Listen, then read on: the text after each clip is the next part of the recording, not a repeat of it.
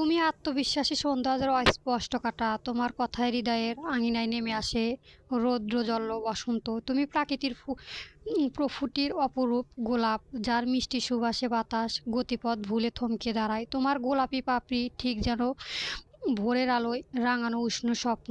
তাই তো আমি সেই কবেই মেহেতীয় হয়েছি তুমি নামক নিষিদ্ধ মাদক। তাই আমি তো এখনো অসম্বরে পিছনে দৌড়াচ্ছি। তুমি নামক আমি এর অভ্যাসে কেন বন্দী হয়ে আছি। জানালার পাশে বসে একটি নারীর ছবি হাতে কায়ান অপুলত স্বরে আবেগীয় বাক্যগুলো আওড়ালো। জানালার বাইরে তখন গোধূলি আলো স্নায়ু হয়ে আসছে। আকাশটা ঠিক তার মনের মতোই ছায়ারাঙা মেঘে ঢাকা। যে মানুষটার ছায়া তার পুরো পৃথিবী জুড়ে বিচরণ করে, সেই মানুষটি আজ তার ধার ছোঁয়ার বাইরে, যেন আকাশের ওই ভারসম্মান সাদা মেঘ কিংবা হলুদ কিরণ রাশি, যা দেখা যায় কিন্তু ছোঁয়া যায় না। কায়ান দীর্ঘশ্বাস ছেড়ে ছবিটার বুকের কাছে আগলে ধরল। ভালোবাসার মানে শুধু কি অপ্রান্তিক আর দীর্ঘশ্বাস? কায়ান এই ছবিটা নারীটিকে সর্বত্র খুঁজে বেড়ায়। এই নারী তার হৃদয়ের গম্ভীর ধিকি ধিকি জ্বলে ওঠা অবিনাশনী অনন। কেন এসেছে এই নারী তার জীবনে? শুধু কি কালবৈশাখী মেঘের মতো তার জীবনে এলোমেলো করতে? দরজা ধাক্কানোর শব্দ। কায়ান ছবিটি সযত্নে জীববিজ্ঞানের বইয়ের ভাঁজে লুকিয়ে রাখলো। দরজা খুলে দিতেই হুমড়ি করে রুমে প্রবেশ করলো কায়ানের চাচাতো বোন পারিসা। কায়ানের টেবিল থেকে জীববিজ্ঞান বই হাতে নিয়ে পারিসা কিছু পৃষ্ঠা উল্টালো। সঙ্গে সঙ্গে বেরিয়ে এলো ওই ছবি, নারীর ছবি। পারিসা ছবি দেখে রাগান্বিত বোধ করলো, তবে নিজেকে নিয়ন্ত্রণ করে কোমল স্বরে বলল, আর কতদিন কায়ান ভাই, আর কতদিন তুমি তার জন্য অপেক্ষা করবে? সে তোমার বিশ্বাসের অমর্যাদা করেছে, তবুও কেন তার জন্য নিজেকে বিষধরের সাগরে ডুবিয়ে রেখেছো? প্যারিসা প্রশ্নের উত্তর না দিয়ে কায়ান সুউচ্চ ভলিউমে মিউজিক ছড়ালো। বন্দিত্ব শৃঙ্খলা নয়, যে এ যেন স্বেচ্ছায় নির্বাসন, যেখানে ব্যথা সুন্দর অপূর্ণতা অর্থবহন। গায়ে অর্থবহন শব্দগুলো পারিসার কানে শিরার মতো বিঁধছিল। উচ্চকিত সেই সুরে তোলো পারিসার অভিযোগগুলো নিমিষেই খড়কুটোর মতো ভেসে আসে। কায়ান ক্ষীণ স্বরে বলল, দুনিয়া যাকে ধ্বংস ভাবে, সেই ধ্বংস আমার অস্তিত্ব। পারিসা স্তব্ধ হয়ে দাঁড়িয়ে রইল। তার বুকের ভেতরটা দুমড়ে মুচড়ে গেল। কায়ান নিজেকে চারপাশে একটি অদৃশ্য দেওয়াল তুলে নিয়েছে, যেখানে কারো প্রবেশধারী নেই। পারিসা মনে মনে বলল, কায়ান ভাই, এই তীব্র ভালোবাসা কেন এক ছলনাময়ী নারীর জন্য? আমার জন্য কেন নয়? প্রেমিক যদি বিষ হয়, আমি সেই বিষের দাস হব, স্বেচ্ছায় নির্বাসিক হব। বন্দিত্ব শৃঙ্খলা নয়, এই যে স্বেচ্ছায় নির্বাসন। অন্ধকার কারাগারে তুমি আমি বন্দী, স্বেচ্ছায় নির্বাসনের শেষ ঠিকানা খুঁজছি, যেখানে ব্যথা সুন্দর আর অপূর্ণতা অর্থবহন। গান চলাকালী কায়ান এক পলক প্যারিসার দিকে তাকিয়ে চোখ সরিয়ে নিল। সেই চাহনিতে কেবল এক অসীম শূন্যতা, মুগ্ধতা। প্যারিসার আধিক্যতায় কোনো অশ্রুকণা দলা বেঁধে যাচ্ছে। কায়ানের হৃদয়ের অবাস্তনে জ্বালাপোড়া হচ্ছে। ভালোবাসা নামক চার বর্ণের একটি শব্দ তাদের হৃদয়ে জ্বালিয়ে পুড়িয়ে ছারখার করে দিচ্ছে। এই ছাদের নিচে একই ঘরে দুইজন মানুষ দাঁড়িয়ে আছে, অথচ তাদের মাঝখানে কয়েকজন মাইল দূরত্ব। কিংক্ষণ মন থেকে কায়ানের জোর করে নিজের দিকে ফিরিয়ে পারিসা বলল, রুক্ষ শীতের ঝরা পাতা শেষ কাটিয়ে প্রাকৃতির বাসন্তীয় রঙে সাজে। তবে তুমি কেন এখানে সেই বিঘ্নীয় বর্ষাতেই পড়ে আছো? নিজেকে ভালোবাসো, নতুন করে বাঁচিয়ে শেখো। শাসন আর মমতার মেশানো কণ্ঠে কথাগুলো বলেই রুম থেকে বের হয়ে গেল পারিসা। 1998 খ্রিস্টাব্দ নীল গগনে তুলে নেয় সাদা মেঘগুলো এলোমেলোভাবে ভেসে বেড়াচ্ছে। তার মাঝে হলদে লাল সূর্যের প্রখর তোলে বিরেজ করে নিজের অস্তিত্ব জানালে দিচ্ছে। বৃক্ষবিরাজের ছায়াঘেরা পিহুকপুর গ্রামের পক্ষীকুলে কিচিরমিচির শব্দ মেহনীয় সৌন্দর্যে পরিপূর্ণ হয়ে আছে। গ্রামটি যেন প্রাকৃতিক এক নিখুঁত শিল্পকর্ম, যেখানে শান্ত নদীর অপর মনে বয়ে চলে আর বটগাছের শীতল ছায়া ক্লান্ত প্রাথিক ক্ষণিকের জন্য আশ্রয় খুঁজে নেয়। গ্রামের এক কোণে বাঁশের বেড়া আর খড়ের ছাউনি দেওয়া ছোট একটি কুঁড়ে ঘরে প্রসব বেদনায় ছটফট করছে ফুলবানু। বাইরের উষ্ঠ কণ্ঠা নিয়ে অপেক্ষাতুর পুরুষ, বয়োবৃদ্ধ ও শিশুরা। কিছুক্ষণ পরেই নিস্তব্ধতায় ভেঙে নবজাতকের কান্না ভেসে এলো। ধাত্রী যখন অপরূপ সুন্দরী শিশুটিকে কোলে নিয়ে বাইরে এলো, উপস্থিত সবাই বিমোহিত হয়ে চেয়ে রইল। শিশুটির গায়ের রং সাদা মুক্তোর মতো চিকচিক করছে। ফুলবানু তার স্বামী রাশেদ সাথে পরামর্শ করতে অত্যাধিক শুভ্র শিশুটির নাম রাখল জাবিব। পাড়ার দাদি নানিরা জাদিবকে কোলে নিয়ে উচ্ছ্বাসিত গলায় প্রশংসা করে বলল, এত সাদা কেন ছেলে হয়? এ সাক্ষাৎ আল্লাহর দান। তবে মানুষ স্বভাব জাত চরিত্র অনুযায়ী প্রশংসার পাশাপাশি কিছু বাঁকা কথা জুটে গেল। কেউ ব্যঙ্গ করে বলল, ফর্সা হওয়া মেয়েদের জন্য ঠিক আছে, তবে ছেলেদের মানায় না। ছেলেদের জন্য তামাতে রং ঠিক আছে।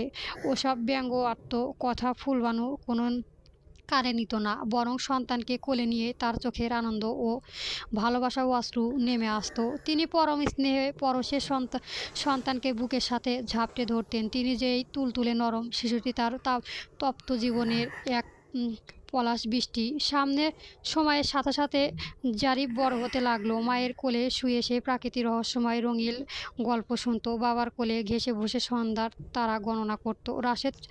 রাশেদ ও ফুলবানু তাদের সাধ্য সবটুকু উজাড় করে দিয়ে জারিফকে আদর যত্ন আগলে রাখতে। পিহুকপুর আলোয় বাতাসে বেড়ে ওঠে জাবিবের হয়ে উঠল এক স্নিগ্ধ তরুণ, যা অন্তরে ছিল শিক্ষা, আলো আর আচরণে ছিল অভিজাত্য।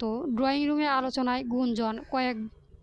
কায়ানের বাবা রমিজ শেখ গলায় খেকারি দিয়ে বললেন, দেখো ছোট ভাই, আমাদের দুই পরিবারের ঘনিষ্ঠতা আর পাকাপোক্ত করা দরকার। আমরা কায়ানের বউ হিসেবে প্যারিসার মামুনিকেই চাই। তোমাদের আপত্তি নেই তো? প্যারিসার বাবা এমনই হোক বললেন। কি যে বলেন ভাইজান, আপত্তি থাকবে কেন? আমরাও ঠিক এটাই ভাবছিলাম। প্যারিসার মা রেজওয়ানা বললেন, প্যারিসার জন্য কায়ানের চেয়ে ভালো পাত্র আর হবে না। কায়ানের মা কাসফিয়াম বললেন, মেয়েটাকে আলাদা কোথাও পাঠাতে হবে, আমাদের সবার চোখের সামনেই থাকবে। রেজওয়ানা খুশি মনে বললেন, ওরা ছোটবেলা থেকেই একসাথে বড় হয়েছে, একে অপরে বোঝে। রমিজ শেখ গম্ভীর গলায় বললেন, তাহলে কথাটাই রইল, কায়ান আর প্যারিসার বিয়েটা আগামী মাসে সেরে ফেলতে চাই। এনামুল হক সায় দিয়ে বললেন, জি ভাই, বেশ দেরি করে লাভ নেই। কাসফিয়া সবার জন্য চা নাস্তা আয়োজন করতে রান্নাঘরে গেলেন। তাকে সাহায্য করতে রেজওয়ানা সঙ্গে গেলেন। সবার বাড়িময় খুশির আবহাওয়া, উৎসবমুখ পরিবেশের প্যারিসার মনে উল্লাসী দোলে বইতে লাগলো। অথচ কায়ানের মনে হলো তার বুকের ভেতরে কেউ ধরারও ছুরি চালিয়ে দিয়েছে। এই 2026 সালটা কি তবে আমার তাকে ছিন্ন বিচ্ছিন্ন করে দেবে? মুগ্ধ তাক কায়ানের মস্তিষ্ক সবার কথাগুলো হাতুড়ি মারল, আঘাত হানছে। কায়ানের ধীর পায়ে নিজের রুমে গিয়ে সব দরজা জানালা বন্ধ করে দিল। এক নিমেষে ঘরটা অন্ধকার কবরস্থানের মতো হয়ে গেল। জিরো বাল্ব জ্বালিয়ে কায়ান তার প্রিয়তমা ছবিটি বের করে হাতে নিয়ে বলল, আমার হৃদয়ের গহীনে যে সিংহাসন, সেখানে যে অন্য কারো বসবাস, আমি সেই জায়গায় কি করে প্যারিসাকে দেব? এ অসম্ভব। জিরো বাল্বের নীলচে আলোয় বিশীর্ণ কায়ানের হাতে মায়াবী ছবিতে সেই রহস্যময়ী তরুণী যেন জীবন্ত হয়ে উঠল। মেয়েটি হাসিতে যেন এক অফুটন্ত জাদুকারী টান আছে, যা কায়ানের বারবার মুগ্ধ করে। 2000 খ্রিস্টাব্দীয় সাল মেজাবিনের কোল আলো করে আসে উজ্জ্বল শ্যামলা বর্ণের পুত্র তাসফিন। তার আগমনীয় বার্তা অদ্ভুত রহস্যের সঞ্চয়। বাতাসে অস্পষ্ট অশুভ সংকেত, ধ্বনীয় তীব্র গর্জন সবাই শুনতে পেয়েছিল। যেখানে জীবনের শুরুতে শিশু হৃদয়ে ফুটে ওঠে মিষ্টি মধুর কোমলতা, সেখানে তাসফিনের মন জুড়ে ছিল কেবল ধূসরতা। তার চোখে কখনো মায়ায় ঝিলিক দেখা যায়নি। কঠোর স্বাভাবিক তাসফিনের মধ্যে স্নেহার বীর আঙুলিত হওয়ার সুযোগ পায়নি। সে অন্যায়ের যন্ত্রণা ছটফট করতে দেখে নিজের ভেতরে পোষাচিত্র প্রশান্তি অনুভব করত। দুর্বলতার আঘাত তার কাছে এক প্রকার তৃপ্তি খেলা ছিল। নিষ্ঠুরতা অন্ধকারে ডুবেছিল তাসফিয়ানের পুরো সত্তা। প্যারিসার মাঝে ছিল সেই এক ধূসর রঙের ছায়া, যা তার সন্তানের হৃদয়ে দ্রুত প্রতিস্থাপিত হয়েছিল। পার্সিয়ার মেহরজাবিনের ব্যবহার দেখে তাসফিন শিখল মানুষের দুর্বলতা কিভাবে তাদের শোষণ করা যায়। পার্সিয়া তাসফিনের শিখেছিল দয়া মানে নিজের পরাজয়। পার্সিয়ার মেহজাবিনের প্রতি তাসফিনের শ্রদ্ধা বা ভালোবাসা কখনো ছিল না, বরং সে অনুরোধন করত তার মা স্নেহ বাবা ভালোবাসা জানে না, টাকা পয়সা আর অন্যদের কষ্টে তার মা পরম সুখ খুঁজে পায়। তাসফিনের রুক্ষ স্বভাব, তার নির্মল আচরণ এবং সহানুভূতি অভাব সবাই আসলে পার্সিয়ার স্বভাবের ফল। তাই পার্সিয়ান মেহজিনের প্রতি তাসফিয়ানের ছিল অসময়োচিত অবজ্ঞতা। পার্সিয়ানের ঈর্ষা এবং শিখিয়ে তার সন্তানকে বড় করেছিল। এজন্য তাসফিয়ানের হৃদয়ে গম্ভীর ভয়ঙ্কর বিষ্ণুদন জন্ম দেয়। তার বিবেকে যেন ধীরে ধীরে বিষাক্ত হয়ে উঠেছিল পার্সিয়ানের লোভ, ঈর্ষা আর অনুষ্ঠতা। পার্সিয়া তার ছেলে তাসফিয়ানের নিষ্ঠুরতা বিন্দুমাত্র বাধা দিত না, বরং তার চোখ জুড়ে প্রান্তিক দেখা মিলত। তিনি জানতেন তার যোগ্য উত্তরসূরি তৈরি হচ্ছে। 4 বছর বয়সী তাসফিনের বাগানে ফুল নিয়ে একা একা খেলা করছে। হঠাৎ তার চোখে পড়ল বাগানের কোণে একটি আহত কবুতর পাখি তীব্র যন্ত্রণায় ছটফট করছে। তাসফিন অপলক দৃষ্টিতে তাকিয়ে রইল। সে ধীরে ধীরে পাখিটির কাছে গিয়ে পাখিটাকে হাতে নিল, সঙ্গে সঙ্গে আছাড় দিয়ে মাটিতে ফেলে দিল। পাখিটা মারা গেল। তাসফিয়ানের ঠোঁটে কোনো হাসি ফুটে উঠল। দূর থেকে পার্সিয়ান মেহজাবিন দৃষ্টি দেখছিলেন, বেশ উপভোগ করছিলেন। তিনি এগিয়ে এসে তাসফিয়ানের পিঠে হাত রেখে বললেন, আমার ছোট বাবা এদিক দক্ষ পাখি শিকারী হবে। এমনকি পার্সিয়ানের প্রতিবেশীদের কাছে গর্ব করে বলেছিলেন, আমার ছেলে আজ একটু কবুতর পাখি শিকার করেছেন। সমবয়সী ছেলের সাথে খেলতে গিয়ে তাসফিন যখন কাউকে রক্তাক্ত করত, তখন তার মনে হতো সেই এই পৃথিবীর রাজা। তার এই অকলঙ্ক নিষ্ঠুরতা দেখে পাড়ার প্রতিবেশীরা আড়ালে তার অভিশপ্ত বলতো, কিন্তু তাতে তাসফিয়ান কিংবা পার্সিয়ান কোনো যায় আসে না। নিজের ঘরে গিয়ে প্যারিসের দ্রুত ফোন বের করে তার সবচেয়ে কাছের বান্ধবী সুবাইয়াকে কল করলো। উত্তেজনায় তার হাত কাঁপছিল। পাশে থেকে ফোন ধরতে প্যারিসা প্রায় চিৎকার করে বলে উঠল, সুবাইতা, তুই বিশ্বাস করিস না, কি হয়েছে? মুগ্ধতা সুবাইতা কণ্ঠে বিস্ময় নিয়ে শুধালেন, শান্ত হ, আমাকে সবটা খুলে বল। উচ্চস্বরে প্যারিসা বলতে লাগলো, আমার আর কায়ান ভাইয়ের বিয়ে ঠিক হয়েছে। বাবা মা চাচা চাচি নিচে বসে কথা বলে আজই সব পাকা করে ফেলছে। আগামী মাসে আমাদের বিয়ে। সুবাইতা আনন্দিত হলো। সে জানে প্যারিসের কায়ানের একতরফা ভীষণ ভালোবাসে। কে বলে একতরফা ভালোবাসা পূর্ণতা যায় না? যে প্যারিসের একতরফা ভালোবাসা পূর্ণতা পেয়ে চলেছে। সুবাইতা বলল, তোদের জন্যই শুভকামনা রইল। প্যারিসা অতিশয় আনন্দিত হয়ে চারপাশে না তাকিয়ে বলল, আমাদের বিয়েতে তুই কিন্তু অবশ্যই আসবি। সুবাইতা, বান্ধবী বিয়ে বলে কথা, আর আমি যাব না? তা কি কখনো হয়? অবশ্যই যাব। কাঠের জানালায় খট করে শব্দ দিতেই প্যারিসা চাপা আওয়াজে বলল, সুবা, রাখছি এখন, পরে কথা হবে। সুবাইতা, আল্লাহ হাফেজ। জানালার শব্দ হতে না হতেই প্যারিসা সেই দিকে তাকিয়ে দেখছে একটি কালো ছায়া দ্রুত সরে যাচ্ছে। সে ছায়াটা কার? প্যারিসা তার মুখে দেখতে পায়নি। প্যারিসা সেই কালো ছায়া নিয়ে ভাবনায় দীর্ঘক্ষণ স্থায়ী হলো না। তার চোখে তখন হাজারো রঙিন স্বপ্ন। মনে ক্যানভাসে এখন কেবল একটি নাম, কায়ান। প্যারিস ফিসফিস করে বলল, কায়ান ভাই, আমি আমার সবটুকু ভালোবাসা দিয়ে তোমার পরক মন গলিয়ে দেব। আমি তোমাকে পৃথিবীর সবচেয়ে সুখী মানুষ করে তুলব। কায়ান ভাই, আমার প্রতি বিশ্বাস রাখো। প্যারিস কণ্ঠ অদ্ভুত তৃপ্তি। সে স্বপ্নের বিভোরে হয়ে তার পরিকল্পনা কথা আমান্য বলে যাচ্ছে। সে জানে না তার প্রতিটি কথার দরজার ওপাশ থেকে কেউ একজন নিভৃত শুনে নিচ্ছে। জানালার ওপাশে দাঁড়িয়ে থাকা সেই মানুষটি অবয়ব প্যারিসের দেখতে পাচ্ছে না ঠিকই, কিন্তু প্যারিসের কথা সেই অদৃশ্য মানুষটি মনে কি করুণা নাকি ভালোবাসা জাগাচ্ছে। বিয়ে পাকা হওয়ার পর থেকেই রমি শেখের রজনীগন্ধা ভিলা বাড়িটি যেন প্রাণ ফিরে পেল। দীর্ঘদিনের নিস্তব্ধতা ভেঙে বাড়ির প্রতিটি কোণায় এখন শ্বাস বর। প্রথাগত পারিবারিক রীতিনীতি মেনে বিয়ের আয়োজনকে নিখুঁত করে রমিজ ও এনামুল কেমন বেঁধে নামলো। রহিম তার মেজভাই রাশিদকে কল দিয়ে শুকলো বিনিময় শেষে বললেন, শোন রাশিদ, আমরা আগামী মাসে 1 অক্টোবর কায়ান আর প্যারিসের বিয়ে ঠিক করেছি। তুই ছুটি নিয়ে দেশে চলে এসো।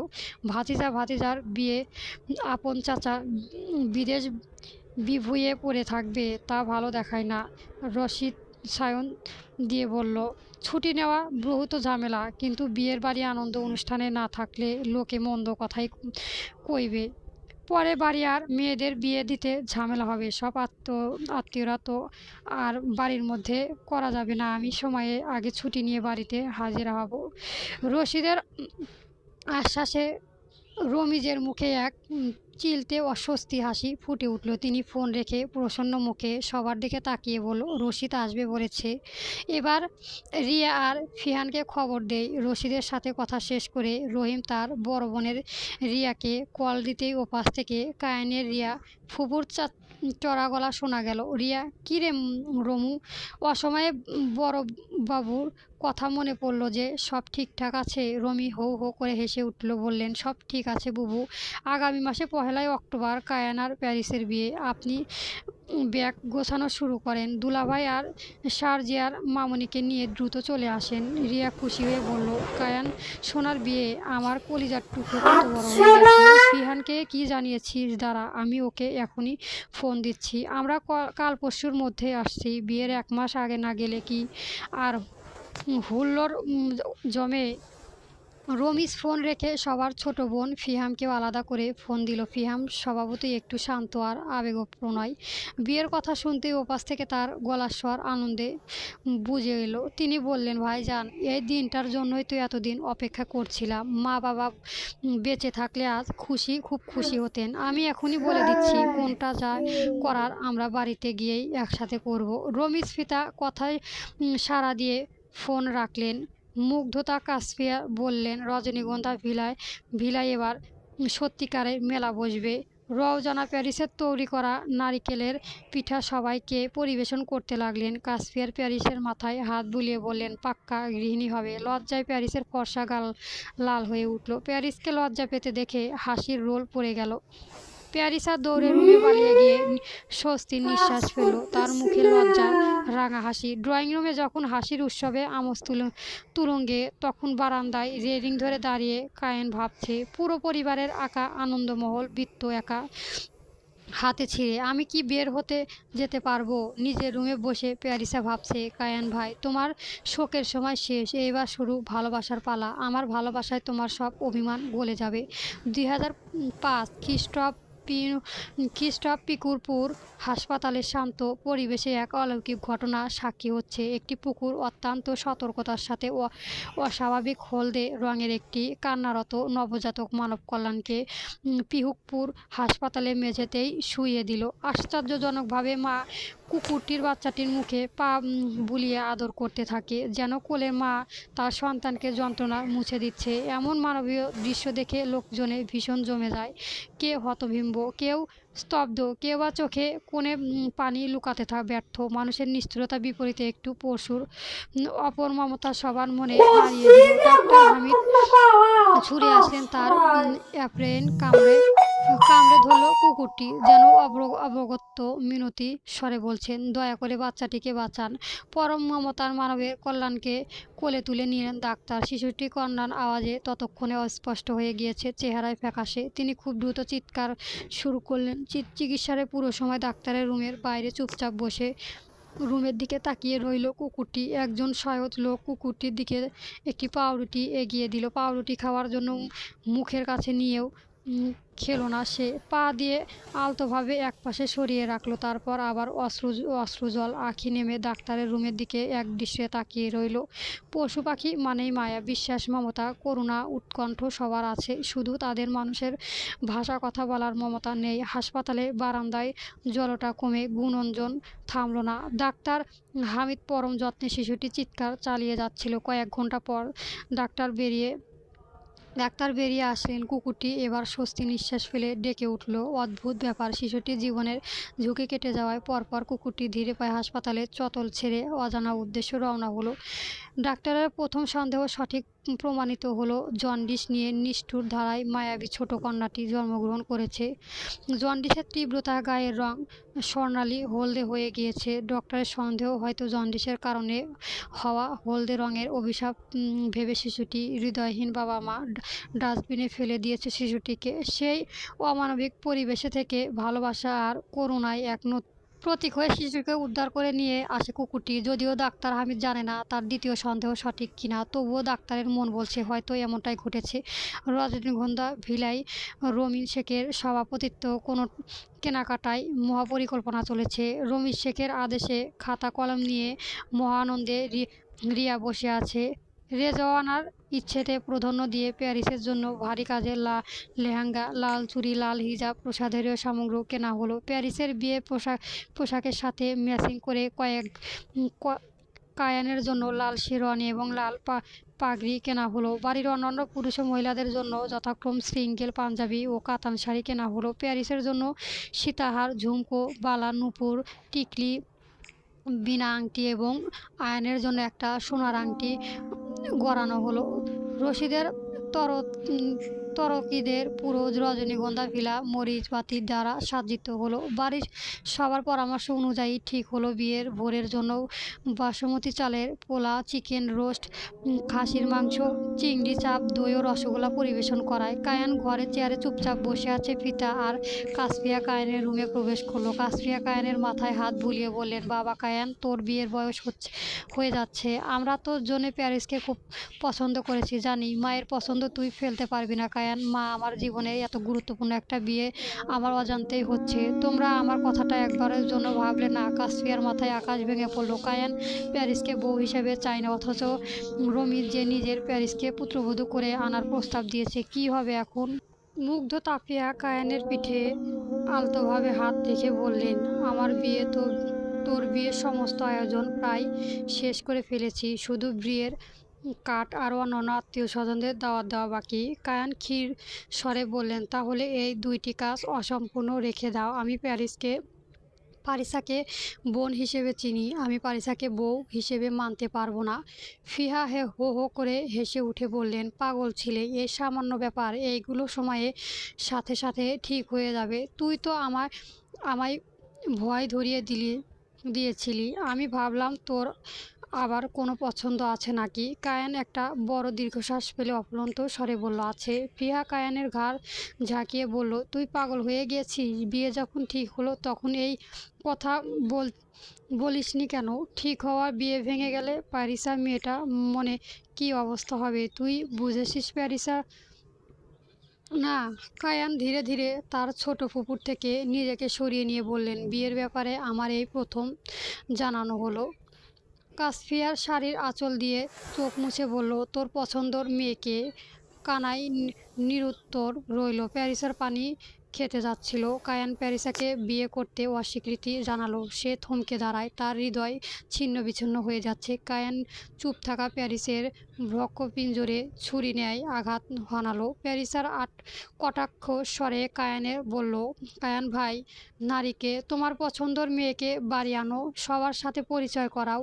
কাসফিয়া ও ফিহা একে অপরের সাথে চোখে চড়াচড়ি করলো। ফিহা প্যারিসের সাথে তাল মিলিয়ে বলল, হ্যাঁ, বিয়ের ব্যাপার তো অমতে ঠিক হবে না। তোর পছন্দ মেয়েটাকে বাড়িতে কবে আনবি? কায়ান কিছু বলতে গিয়েও চুপ রইল। কি বলবে সে? একটি মেয়ে তাকে ভালোবাসে, মাঝপথে ছেড়ে চলে গিয়েছে, আর সেখানে সেই স্মৃতি আটকে ধরে বেঁচে আছে। কাসপিয়া বিরক্ত হয়ে বলল, এই কাম, ছোট ফুপুর কথা উত্তর দে। মেয়েটাকে কবে বাড়িতে আনবি? আমাদের পছন্দ হবে তো? প্যারিসা হেসে বলল, সেই মেয়ে কায়ানকে পছন্দ করে না। ফিহা আর কাসপিয়া বিরক্ত হয়ে রুমে বাইরে চলে গেল। এ কেমন কথা? তারা শুনছে ছেলেদের জন্য মেয়েরা জান প্রাণ অবধি দিয়ে দেয়, আর মেয়ে হয়ে একটা ছেলেকে ভালোবাসার মাঝপথে ছেড়ে চলে গিয়েছে।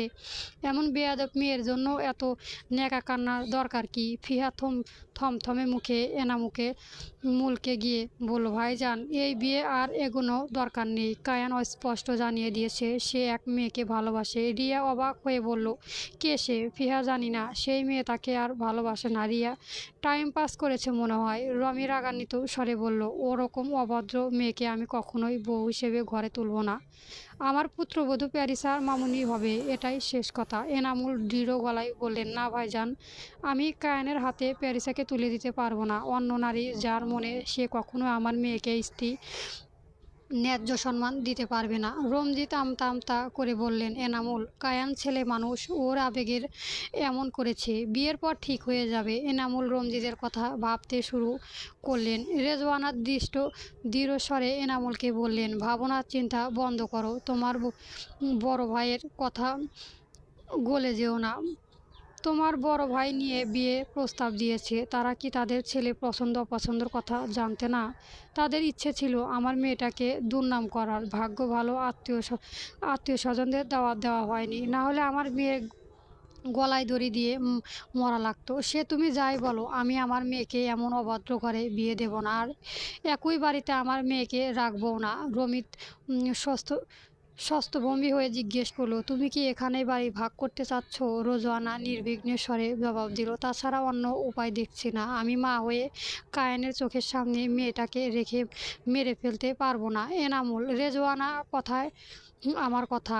কাসফিয়া, ওদের যদি আলাদা হওয়ার ইচ্ছে থাকে তবে বাড়ি ভাগ করব। ফিহান বিরক্ত মুখে কাসফিয়াকে বললেন, তোমার কাছে শিক্ষা দীক্ষা দিতে পারোনি দেখেই আজ বাড়ি ভাগ হচ্ছে। রিয়া পরিস্থিতি সামাল দিতে পারলেন না। বাড়ি ভাগ করার বিষয়ে আরেকবার ভাবলে হতো না? রেজওয়ানা চিৎকার করে উঠে বললেন, কি ভাববো? কি আর ভাবার আছে? আপনার কি কায়ান আর আমার মেয়ে এক বাড়িতে থাকুক এটা চান? আমার মেয়েটা মরে যাবে এটা চান আপনারা? রিয়া চুপ হয়ে গেল। রমি ছলছল চোখে আশ্বাস দিয়ে বললেন, খুব শীঘ্রই বাড়ি ভাগ হয়ে যাবে। মুগ্ধতাপূর্ণ বাড়ি নিস্তব্ধতা ছেয়ে গেল। কায়ানের একটি অপ্রিয় সত্য রজনীগন্ধার পুষ্পের সুবাসকে মেরে ফেলেছে। আজ 2026 সালে পহেলা অক্টোবরে রজনীগন্ধা ভিলার মাঝখানে ইট বালু দেওয়াল উঠাবে। বাড়িটি 3 ভাগে বিভক্ত হবে। রিয়া ও ফিহানকে বাড়ির ভাগ না দিয়ে ন্যায্য অর্থ দেওয়া হলো। রিয়া অর্থ নিলেও ফিহার ওই অর্থ দেওয়া তাকে তার বাপের পাশে একটা জমি কিনে দিতে বলবো। কেউ আপত্তি না জানালেও সবাই ফিহার দাবি মেনে নিব। প্যারিসা আলমারি থেকে বিয়ের লাল লেহেঙ্গার চুড়িগুলো বের করে ছাদে নিয়ে গেল। ছাদের সাদা মেঝেতে সেগুলো রেখে ম্যাচের কাঠি দিয়ে তাতে আগুন জ্বালিয়ে দিল। নিমেষেই লেহেঙ্গার চুড়ি পুড়ে ছাই ছাই হলো। অসমাপ্ত ভালোবাসার নীরব সাক্ষীটাকেও প্যারিসা তার মহামূল্যবান জীবনে রাখবে না। একতরফা ভালোবাসা সে যে বড্ড যন্ত্রণাময়। দিন শেষে পরাজয় মেনে নিতেই হয়। কায়ান আর প্যারিসার শেষ দেখা হলো না। প্যারিসার কায়ানের ভুলে গিয়ে আত্মসম্মানকে প্রাধান্য দিতে চাইল, কিন্তু ভালোবাসা কি এত সুখস্বীয় ভুলে যাওয়া যায়? নিজের রুমে গিয়ে প্যারিসা দরজা জানালা সিটকেনে আটকে দিল। বাইরের পৃথিবী আলোর সাথে সব সম্পর্ক ছিন্ন করে আধার ঘরে বসে সে বিরহে সুরে গলা তোলে, ওরে বেহাইয়া মন, গালিয়া তুই ভাঙিলি মোর সুখের একা ঘর। যারে ভাবিলি অতি আপনজন সে হইল আজ পর। ভালোবাসার রং দিয়া হৃদয়ে পুরিয়া করিল ছারখার। নিশির রাতে আধারে মনের মাঝে বাজে এখন বাহিরের গান, ওরে বেহাইয়া মন, আশায় আছি তুই বাঁধবি রে বাসা, বাঁধিয়া রে চল মরীচিকার পিছনে ছুটিয়া সব হারালি রে। জান প্রাণ দিয়া বাসিলাম যারে ভালো, সেই যে তোরে আজ দীর্ঘশ্বাস উপহার দিল। ওরে অবুঝ মন, একা ঘরে তুই কেন খুঁজলি জোরে ঘর? দেখে চেয়ে পুড়ে স্বপ্ন, পুড়ে ছুতা আগুনের শিখায় ছাই হলো মোর সত্যি ভালোবাসা। ওরে পাষাণ মন, মোরে অভিমান, মোর বিলাসের ধ্বনি কেউ তোর কখনো শোনেনি। কুল নাই কিনারা নাই, অর্থে সাগরে ভাসি আমি। পিড়িতেই বিষ নিয়ে আজ মিথ্যে হাসি। ওরে বেহাইয়া মন, কাল লাগিয়া তুই ভাঙিলি মোরে সুখের একা ঘর।